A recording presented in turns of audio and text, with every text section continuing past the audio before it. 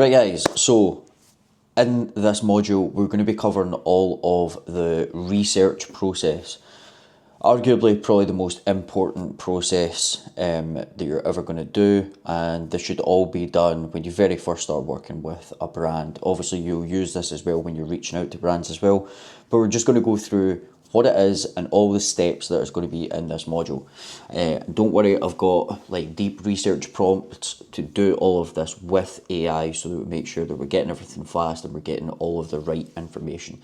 So you can't create winning ads without knowing exactly who you're talking to. Research isn't like an optional part of this.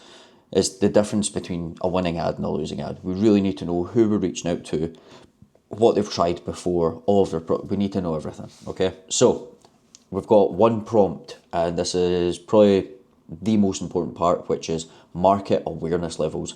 We need to understand exactly where this market is, where most of this, where they are in their journey. What you'll find is with most of these brands are going to be in this section here, the problem aware to solution aware, okay? But we can run ads for all of these sections, right? But I've got a prompt for you. Don't need to worry. Now, why this matters is because each level needs different messaging. Unaware needs education. Most aware needs urgency. We need to match the research to the creative and to their awareness level. Customer language research, we need to find exactly how they're speaking in reviews, what they've tried before, how they're actually speaking about their problems and their desires. And what we're trying to collect here is the specific phrases, pain points, objections, and desired outcomes in their own words. And I've got a prompt that does all of this for you. The third part is competitor research. What this is going to do is it's going to pull out some ads that they're running, how they position in their product, what kind of price points they're running at, and it's going to give us a full breakdown on a few competitors, and it's actually going to find competitors for us. Number 4 is mechanism creation. Now, if you're working with a brand, you might already have a mechanism, or you might need to develop a mechanism for a specific VSL angle. What is a mechanism?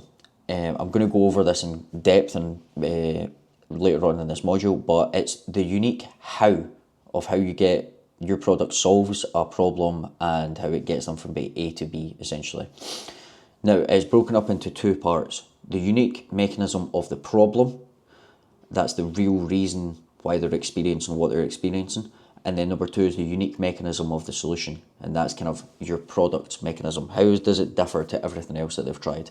And what that turns into is the unique mechanism. The mechanism makes our product feel fresh, even in a crowded market. It's what makes you stand out.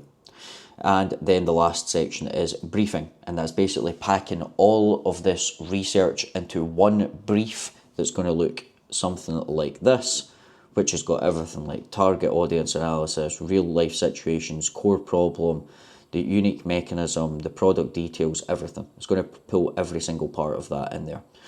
And that is essentially this full module. So yeah, that's pretty much it. I'm going to dive into the next one. We're going to dive into market awareness levels.